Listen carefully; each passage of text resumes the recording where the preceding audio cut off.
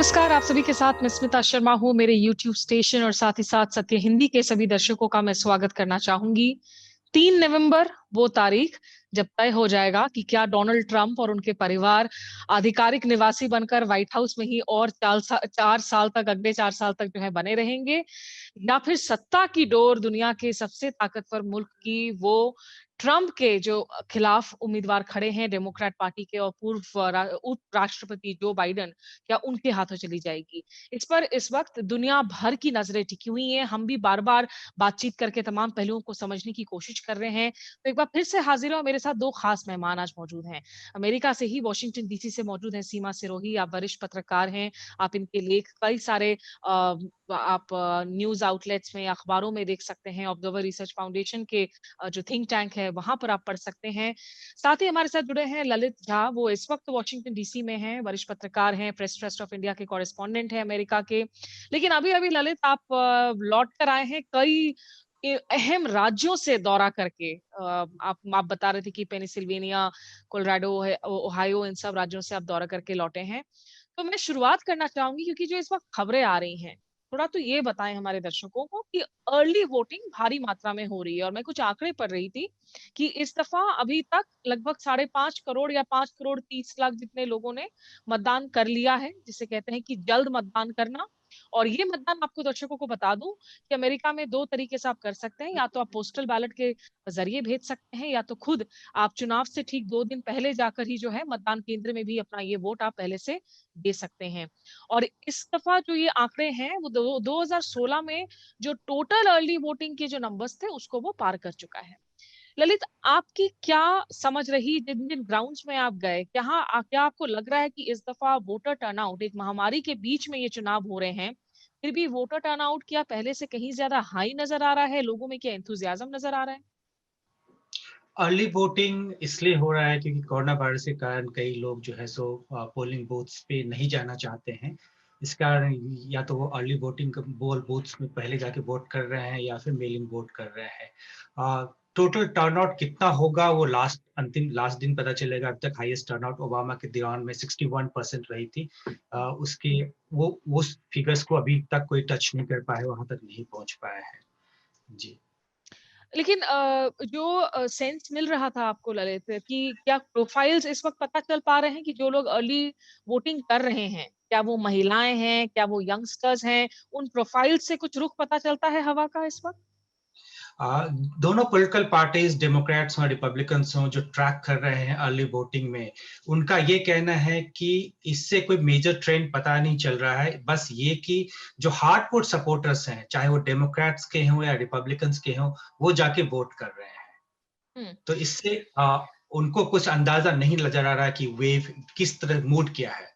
अच्छा। जो traditionally hardcore voters हैं, वही अभी जाके वोट कर रहे हैं मोस्टली।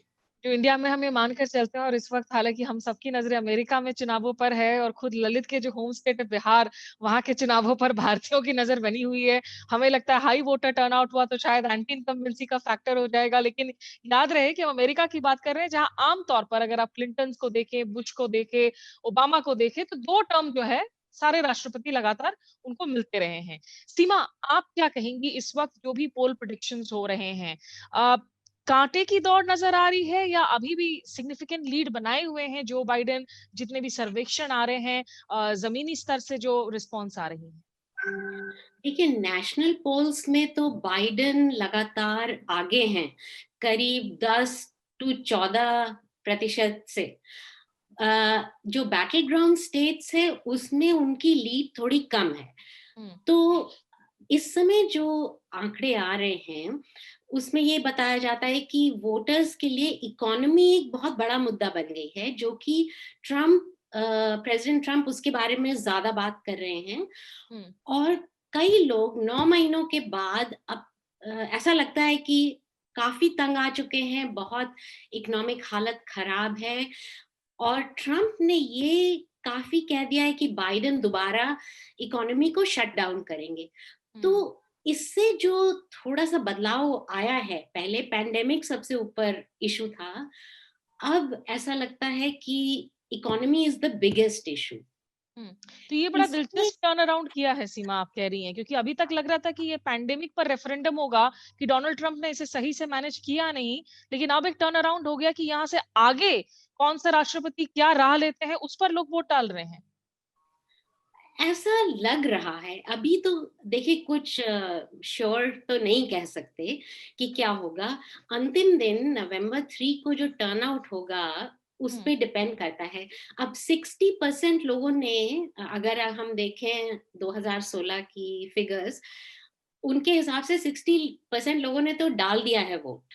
हुँ, पर इससे भी अगर हायर टर्नआउट हुआ इस समय, इस बार, तो कह नहीं सकते कि रिपब्लिकन बेस ज्यादा आएगा कि डेमोक्रेटिक बेस ज्यादा आएगा वोट हुँ, डालने के लिए। ट्रम्प जो है धीरे धीरे खींच रहे हैं लोगों को, जैसे कि देखा गया है कि लैटिन और अफ्रीकन अमेरिकन मेन को हुँ, थोड़ा सा उन्होंने अपनी तरफ खींच लिया है, जैसे अच्छा। फ्लोरिडा में और एक दो स्टेट्स और में। तो इससे हम कुछ नहीं कह सकते इस समय कि कौन जीतेगा। ये एकदम last minute nail biting finish हो सकती है। तुम्हारे सारे लोगों की जो नाखूनों की लेंथ है ना, वो थोड़ी कम हो रही है इस वक्त अमेरिका में टेंशन के मारे। लेकिन ललित, ये जो इंटरेस्टिंग पॉइंट जिसका ज़िक्र किया सीमा ने, और आप भी, जब मेरी आपसे बात हो रही थी, आप ज़िक्र कर रहे थे। आप जिन स्टेट्स में गए, थोड़ा-सा उन स्टेट्स के हवाले से हमारे दर्शकों को थोड़ा एक्सप्लेन कीजिए, कि किन सारे स्टेट्स में ये इकोनॉमी की इस वक्त जो है गाड़ी खस्ता-हाल है और लोग चाह रहे हैं कि कोरोना हो या ना हो, आप इकोनॉमी को खोल दें और ये बाइडेन के खिलाफ जा सकता है, या अलग-अलग रिस्पॉन्स आ रहे हैं, खास करके जो crucial states, battle ground states बताए जाते हैं? इन जनरल देखिए, जो बाइडेन कैंपेन की जो इलेक्शन स्ट्रेटजी है वो बेसिकली वर्चुअल है। ग्राउंड पे उनके काफी कम लोग दिखते हैं, जैसे पहले कई साल ओबामा के टाइम में या क्लिंटन के टाइम में डोर टू डोर कैंपेनिंग में इन्होंने पाए काफी मेहनत की थी, ग्राउंड गेम काफी इनका स्ट्रांग था। इस बार वो ग्राउंड गेम कहीं दिखने को मिलता नहीं है।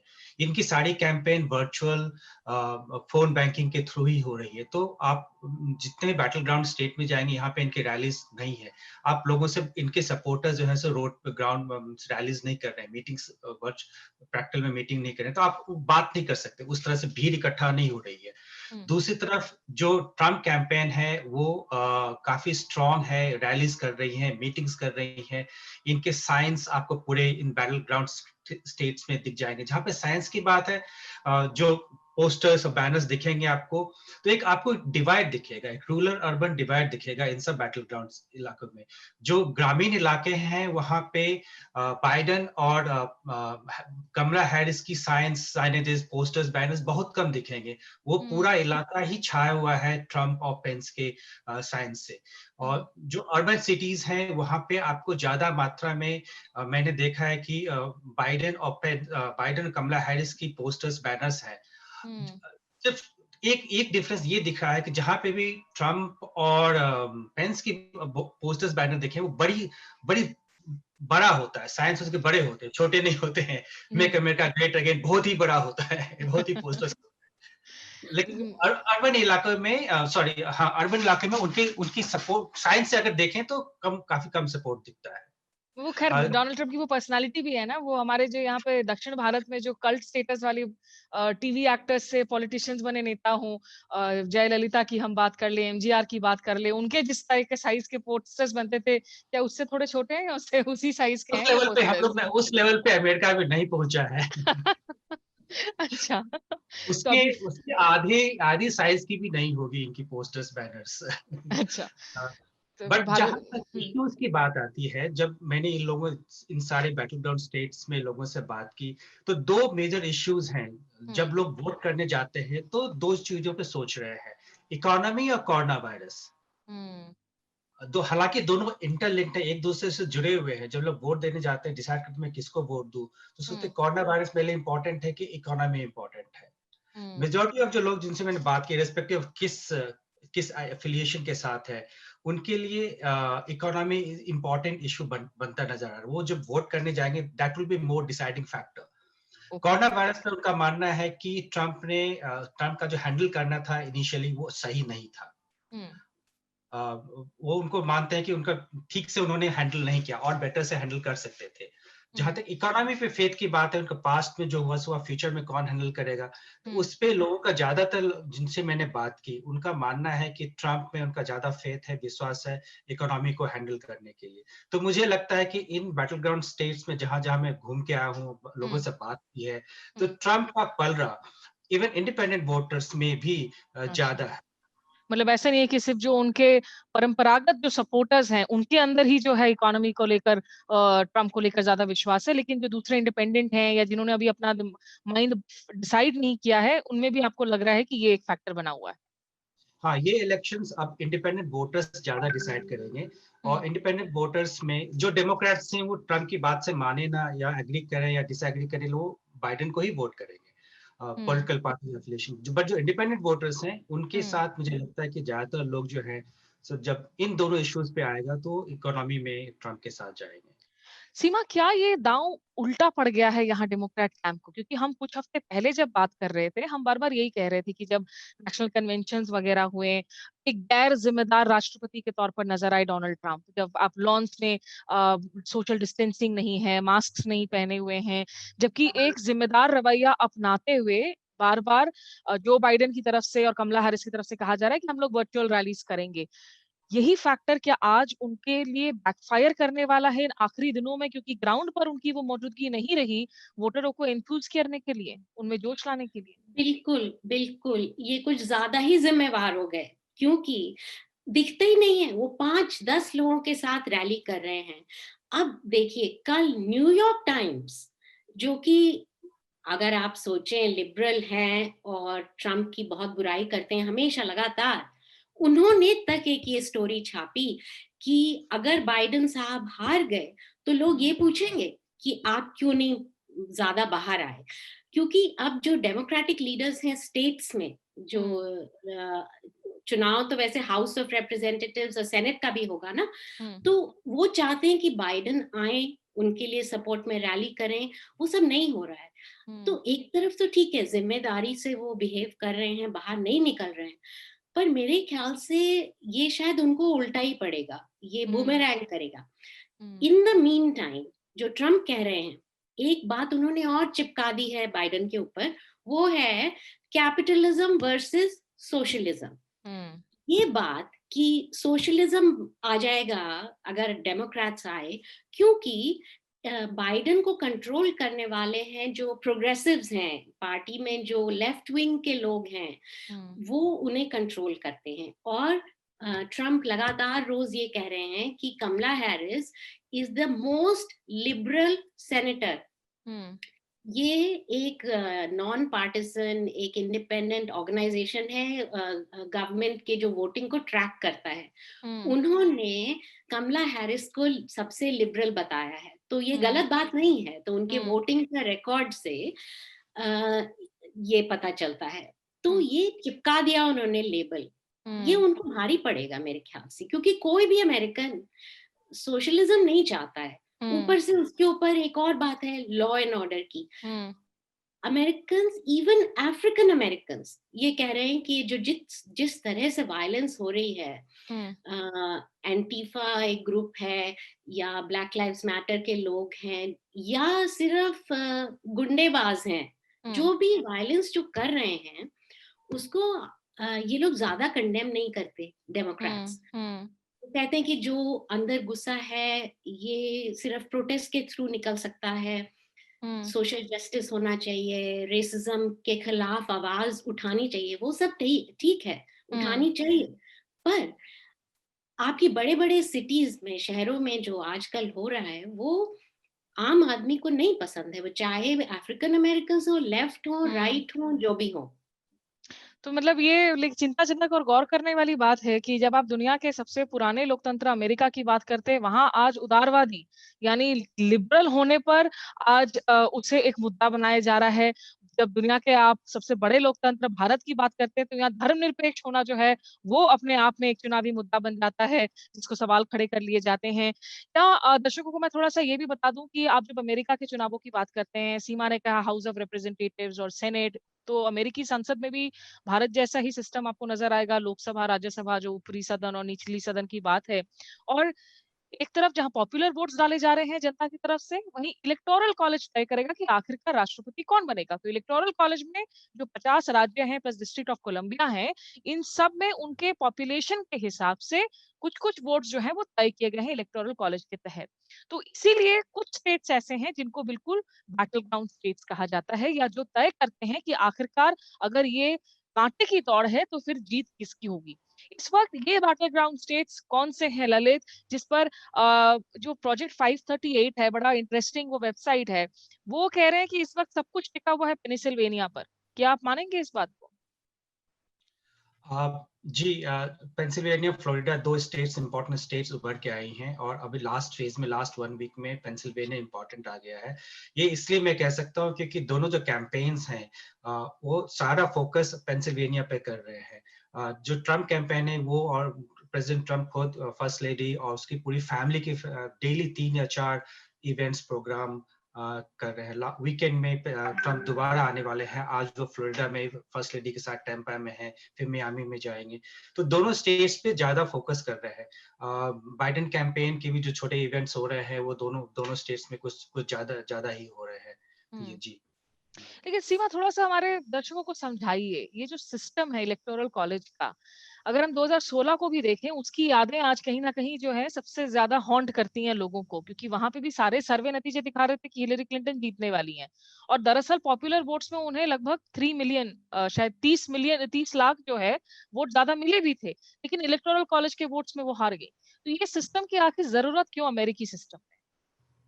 ये जब बनाया गया था, इनके फाउंडिंग फादर्स ने जब ये तय किया था, वो इस वजह से किया था कि मेजॉरिटी मॉब रूल ना हो जाए, कि मतलब बैलेंस रहे, कि माइनॉरिटीज को भी वॉइस मिले। ये बहुत ही कॉम्प्लिकेटेड सिस्टम है, और इससे कई बार हुँ, जो पॉपुलर वोट है जो जीतता है, जैसे हिलरी क्लिंटन जीती, पर वो एंड में हार गई। हुँ, इलेक्टोरल कॉलेज में अ, कई चीजें इतनी कॉम्प्लिकेटेड हैं कि इस बार लोग कह रहे हैं कि कोर्ट केस बनेंगे। पेंसिल्वेनिया में तो ऑलरेडी एक केस है जो सुप्रीम कोर्ट के पास है इस समय, हुँ, कि बैलेट कब तक काउंट किए जाएं, इस पे हुँ, एक राय मांगी है सुप्रीम कोर्ट की।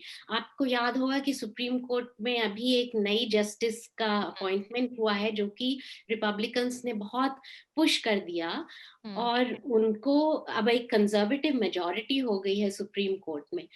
तो ये लोग कह रहे हैं, यहाँ के जो एक्सपर्ट हैं वो ये कहते हैं कि कई कोर्ट केसेस शायद बनेंगे। फ्लोरिडा हुँ, में तो एक बार बना था 2000 में, जब हुँ। बुश, एल गोर और हाँ, एल गोर और जॉर्ज बुश की लड़ाई थी, और करीब हुँ, 500 वोटों का डिफरेंस था। उसके हुँ, ऊपर एल गोर हार गए, जबकि पॉपुलर वोट जीते थे वो। हुँ, तो ये भी एक बहुत बड़ा यहाँ पे एक मुसीबत बन सकती है कि हुँ, नवंबर 3 की रात को हमें ये नहीं पता चले शायद कि हुँ, कौन जीता, क्योंकि हुँ, काउंटिंग, मेल इन बैलेट्स की जो काउंटिंग होगी उसमें थोड़े दिन लगेंगे। फिर हुँ, रिपब्लिकन्स और डेमोक्रेट्स ने दोनों ने बैटल ग्राउंड स्टेट्स में पूरी लॉयर्स की सेना तैयार कर रखी है दोनों ने। हुँ, हुँ, तो धाड़ धाड़ अपना वो कोर्ट केस फाइल करेंगे, वो सब डिसाइड होगा। तो लोग काफी डर रहे हैं कि ये जो बीच का जो पीरियड होगा हुँ, हुँ, काफी खतरनाक हो सकता है, क्योंकि कुछ लोग ये कह रहे हैं, डेमोक्रेट्स ये कह रहे हैं कि ट्रम्प साहब इलेक्शन की जीत वो डिक्लेयर कर देंगे कि मैं जीत हुँ, गया, जबकि वोट सारे काउंट नहीं होंगे। तो हुँ। इस वजह से शायद प्रोटेस्ट होंगी, कुछ भी हो सकता है, मतलब काफी मतलब एक लोगों बहुत अनसर्टेनिटी वाली, जो अनिश्चितता वाली स्थिति एक लगातार अभी बनी हुई है कि क्या होगा अभी नहीं पता लोगों को। एक वजह ये भी दी जाती है इलेक्टोरल कॉलेज में कि जब अमेरिका के जब संविधान का निर्माण हो रहा था कि भाई ऐसा नहीं हो कि सिर्फ कोई एक बड़ा राज्य हो तो उसी राज्य के दम पर जो है नेता चुन लिए जाए, और नेता जो है उसके बाद छोटे राज्य को कोई तवज्जो ही ना दे। तो इलेक्टोरल कॉलेज के जरिए कोशिश की जाती है कि राज्य भले ही छोटा हो सकता है उसके पास वोट ज्यादा हो, तो नेताओं को हाथ जोड़कर उस राज्य के पास जाना भी पड़ेगा, होगा। ललित, ये जो सीमा वोट की फ्रॉड की बात कर रही है, यहाँ भारत में माहौल तो बड़ा बना दिया जाता है ईवीएम फ्रॉड का, लेकिन शुक्र है कि कम से कम हमारी एक डेमोक्रेटिक जो इंस्टीट्यूशंस, एक जो इलेक्शन प्रोसेस है, उसमें अभी तक वो वाली स्थिति पिछले कुछ चुनावों में देखने तो नहीं मिली है कि लोग हाथापाई पर उतर आए हों चुनाव नतीजों के बाद में। ऑपोजिशन भी अपना ही लेता है, स्वीकार कर लेता है नतीजों को।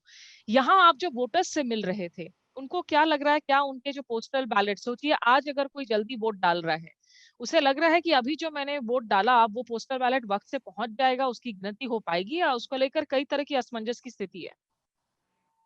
जी, उससे पहले मैं सीमा ने कहा था कि ये कॉम्प्लिकेटेड सिस्टम है, मैं उसमें एक और वर्ड ऐड करना चाहूंगा। ये कॉम्प्लिकेटेड है प्लस साथ साथ आउटडेटेड सिस्टम भी है। It doesn't meet the requirements, democratic requirement of 21st century. ये जब सिस्टम बना था उस समय अमेरिका बन ही रहा था, 50 स्टेट्स नहीं थे इसके पास, राइट? उस समय उन्होंने सही सिस्टम था, मोबोक्रेसी ना हो। आज की तारीख में जब एक कैलिफोर्निया के सिटीजन न्यूयॉर्क में रह सकते हैं, फ्लोरिडा में रह सकते हैं, वन नेशन, पूरे नेशन में एक साथ टैक्स पे कर सकते हैं, हर जगह जा सकते हैं, तो उस समय में इस तरह की वोटिंग सिस्टम टोटली आउटडेटेड है, doesn't meet the needs of the time, और ये सही में रिफ्लेक्टिव नहीं है डेमोक्रेसी की, सही लीडरशिप को थ्रो नहीं कर पाएगी। एक डीप स्टेट की जो लीडरशिप है उसी को ही थ्रो आउट कर पाती है। This needs urgent reforms. तो ट्रम्प इस बारे में कई सालों से बात कर रहे हैं, बट आई डोंट थिंक जितना कॉम्प्लिकेटेड सिस्टम है इस कॉन्स्टिट्यूशनल चेंज करने के लिए इतना जल्दी हो पाएगा। बट इस रिफ्लेक्टिव ऑफ की इसकी जो डेमोक्रेटिक सिस्टम है उसमें काफी सारी रिफॉर्म की जरूरत है। जहां तक मेल इन वोटिंग और अर्ली वोटिंग की बात है, मेल इन वोट की बात कर रहे हैं, या it's a matter of convenience, right? और उसमें लोग इसलिए इसे प्रिफर करते हैं यहाँ के लोग, इनको ज्यादा कन्वीनियंट लगता है। दूसरी तरफ अगर आप भारत के साथ लोकतंत्र का कंपैरिजन का इलेक्टोरल प्रोसेस में कंपेयर करें, अपने यहाँ जो सिस्टम बना है काफी अच्छा इवॉल्व हुआ है। For instance model code of conduct, right?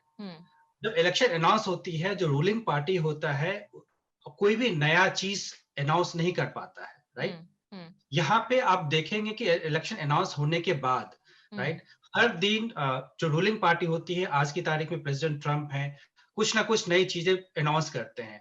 इससे पहले ओबामा ने किया था, क्लिंटन ने किया था, बुश ने किया था। I don't think that meets the requirement of 21st century. दूसरा चीज है, जैसे अब वोटिंग हो रही है उसी समय वोटिंग और कैंपेन दोनों साइमल्टेनियसली चल रहा है। There is no cooling off period। जो 36 घंटे का 48 आवर्स का, आप बताएंगे सही फिगर्स क्या है भारत में है, इलेक्शन कैंपेन खत्म हो जाता है, उसके बाद थोड़ा सा समय मिलता है लोगों को सोचने का। दोनों की कैंपेन की बातें हम सुन लेते हैं, जनता को समय मिलता है सोचने का, उसके बाद वो जाते हैं वोट देने के लिए। वो चीज यहाँ पे नहीं है। So that creates some kind of mess and confusion among the जनता के बीच में, कंफ्यूजन मेस क्रिएट कर देता है। तो यहाँ पर जो है निश्चित रूप से यहाँ भारत की, मुझे लगता है कि जो इलेक्शन हम कमीशन पर यहाँ रह रहकर काफी सवाल खड़े कर देते हैं चुनावों में, लेकिन उससे काफी सारी अच्छी बातें सीख भी सकते हैं। यहाँ सीमा ये बताइए। हाँ, एक चीज में यहाँ पे इलेक्शन कमीशन एक नॉन एग्जिस्टिंग है। There is no teeth to election commission, there is no centralised system of election holding elections in the country. शायद यहाँ के लोग भारत में एक टीम को भेज के एक स्टडी करके आए कि भारत ने 70 सालों में किस तरह से एक मैच्योर डेमोक्रेसी की तरह इवॉल्व किया है, उसे क्या लेसन्स लर्न कर सकते हैं, और यूएस वहां पे क्या सीख सकती है। सीमा, जब हम ये क्रूशियल की स्टेट्स की, स्विंग स्टेट्स की बात करते हैं कि जहां के नतीजे तय करेंगे कि आखिर क्या होगा, अगर रेस काफी नजदीकी रही तो, और इन सब स्टेट्स में जो है, जो डायस्पोरा की वोट है या इंडियन अमेरिकन वोट्स है, उनकी अहमियत बढ़ जाती है। इस वक्त ज्यादातर जो इंडोर्समेंट्स देख रहे हैं हम, जो इंडियन अमेरिकन वोट्स की है या साउथ एशियन वोटर्स की है, वो बाइडेन और कमला हैरिस के लिए आ रही हैं। वो कितना एडवांटेज देंगी इस वक्त टीम बाइडेन और कमला हैरिस को? थोड़ा बहुत दे सकती हैं, इसमें कोई शक की बात नहीं है, पर सिर्फ 2 सर्वेज निकले हैं, और पहले सर्वे का तो सैंपल साइज बहुत छोटा था, दूसरे का करीब 900 का सैंपल साइज था। दोनों सर्वेज ने ये भी दिखाया कि थोड़ा शिफ्ट हुआ है ट्रम्प की तरफ, तो उसे हमें नहीं भूलना चाहिए। जबकि जिन लोगों ने सर्वे किया उनका यही कहानी थी कि सब लोग डेमोक्रेट्स को वोट दे रहे हैं, Indian American solidly behind Democrats. That is true, but अगर आप ग्राउंड रिपोर्टिंग देखें या लोगों से बात करें, तो हम्म। मुझे तो ऐसा लगता है कि first generation Indian Americans Trump की तरफ ज्यादा हैं, ऐसा लगता है। May be surveys can not reflect that, क्योंकि सर जो सैम्पल। सर्विस में सीमा माफी चाहूंगी, वो कुछ आंकड़े भी मैं देख रही थी जिसमें कह रहे थे कि इस वक्त 66% के करीब जो है इंडियन अमेरिकन वो बाइडेन हैरिस के साथ हैं, लेकिन हिलरी के साथ दरअसल लगभग 75% थे। तो मतलब हाँ, नौ तो वो आठ फीसदी तो घटा है उनका वो वोट बैंक। ऑफ कोर्स घटा है, पर वो उस बात को एम्फसाइज नहीं करते जिन्होंने सर्वे बनाया है। वो ये हम्म। बात आपको आगे बढ़ के नहीं बताते। तो ये सब हम लोग तो जर्नलिस्ट सबसे बात करते हैं, और मुझे तो ये लगता है फर्स्ट जनरेशन के लोग law and order, economy, immigration, ये सब तीन चार जो मुद्दे ट्रम्प बहुत स्ट्रांग पोजीशन लेते हैं, हम्म। वो इंडियन अमेरिकन उसे सपोर्ट करते हैं। जो हम्म। सेकंड जनरेशन जो यंगर हैं, जो यंगर इंडियन अमेरिकन हैं, वो थोड़े लेफ्ट विंग हैं, वो ज्यादा डेमोक्रेट्स के साथ हैं। मेरा हम्म। तो ये फीलिंग है। विस्कॉन्सिन जैसी स्टेट में शायद इनका वोट बहुत क्रूशल हो सकता है, हम्म। कि नॉर्थ कैरोलिना में भी हो सकता है। छोटी तादाद में है, पर जिस मार्जिन से हिलरी क्लिंटन हारी, हम्म। उससे ज्यादा इंडियन अमेरिकन हैं दो तीन स्टेट्स में। तो अगर हम्म। सब डेमोक्रेट्स को वोट करें या अच्छे खासे नंबर्स में शिफ्ट हो जाएं, तो यस, उनका वोट काफी इम्पोर्टेंट होएगा। लेकिन सीमा, आखिरी में आपसे एक छोटा सा कमेंट चाहूंगी। तो इस बार अगर सोचिए कि बाइडेन जीतते हैं, आप क्या कहेंगी कि क्या ये एक नेगेटिव वोट था फॉर ट्रम्प या पॉजिटिव वोट रहेगा फॉर बाइडेन? उस तरह की कोई असेसमेंट इस वक्त करने की स्थिति में है? आई थिंक ज्यादातर तो एंटी ट्रम्प वोट माना जाएगा, क्योंकि डेमोक्रेट से अगर आप दिल खोल के बात करें तो वो मानते हैं कि Biden is past his prime. मतलब वो काफी उम्र के हो गए हैं, थोड़ा ढीले लगते हैं, जब भी बात करते हैं सेंटेंसेस भूल जाते हैं, कभी कहते हैं मैं तो सेनेट की लड़ाई में खड़ा हूँ। तो ऐसे हम्म। काफी उनकी मिस्टेक्स होती हैं। हम्म। ही और इज नॉट द बेस्ट बिल्कुल, candidate. He is not the best possible option जो उनके पास था, लेकिन he was better than the others in a way. Lalit, ये बताइए, अब ये मैं क्रिस्टल गेजिंग वाली बात तो नहीं करूंगी कि कौन जीत रहा है कौन हार रहा है। आप स्टेट से घूम कर आए हैं, तो एक जो पुराने ओल्ड स्कूल जर्नलिस्ट के तौर पर थोड़ा सा हमें कलर दीजिए। क्या कलर नजर आया? कौन सी इमेजेस हैं जो आपकी माइंड पे रह गई, जो देखकर बहुत दिलचस्प लगी कि अच्छा। एक आपने इमेजेस की, आपने कटआउट्स की बात की कि बड़े कटआउट्स लग रहे हैं। वोटिंग प्रोसेस में कितनी साफ सफाई, किस तरह से ध्यान रखा जा रहा है। यहाँ बिहार की आप तस्वीरों को देखते हैं, वोटिंग सेंटर के बाहर तो थर्मोमीटर और वो जरूर मौजूद है, लेकिन वोटिंग सेंटर से आप बाहर निकल जाएं तो लगता नहीं है कि कोरोना के लिए कोई भी जो है हाइजीन या सैनिटेशन को लेकर चिंतित है। तो अमेरिका की कुछ कलरफुल तस्वीरों का जिक्र कीजिए हमारे दर्शकों से। आपने मेरे राज्य बिहार की बात की, वहां पे भी इलेक्शन चल रहा है। तो जो बिहार के जो कलर है, साउंड्स है, वाइब्रेशंस है, या पूरे भारत की जो कलर इलेक्शन की जो टाइप के जो कलर वाइब्रेशन साउंड्स होते हैं, ये यूएस में आपको देखने को नहीं मिलेगा। वो मैं काफी मिस करता हूँ। यहाँ पे जो रैलीज होती हैं, जो पोस्टर्स बैनर्स आप दीवारों पे देखेंगे, घर घर में टंगी हुई देखेंगे, लोग चिल्लाते हैं, जोर से चिल्लाते हैं, वो सब यहाँ पे कहीं पे भी आपको नहीं दिखेंगे। छोटे छोटे साइंस आपको हर जगह घर के बाहर दिखेंगे। आप रैलीज में जाएंगे तो वहां पे लोग इतने ज्यादा इंथुजियास्टिक में डिसिप्लिन रहता है। हालांकि ट्रम्प के कैंपेन में लोग काफी दिस लॉट ऑफ इंथुजियाज्म है, एनर्जी है, लेकिन जो इंडिया की जो इलेक्ट्रल सिस्टम की वाइब्रेंसी है, जो हम कहते हैं कि मेला है, राइट, हम्म। वो मेला यहाँ पे आपको देखने को नहीं मिलेगा। हम्म।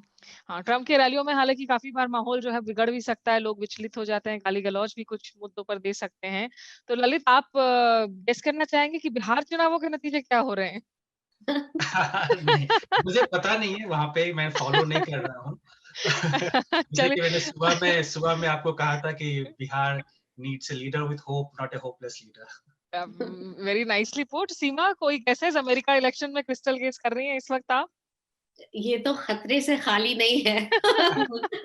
हम जो जर्नलिस्ट बिल्कुल। बड़े स्मार्टली करते हैं ना, लाइकली और वेरी लाइकली के बीच में भी एक डिफरेंस होता है। तो लाइकली और वेरी लाइकली किसको दे रही हैं अभी आप?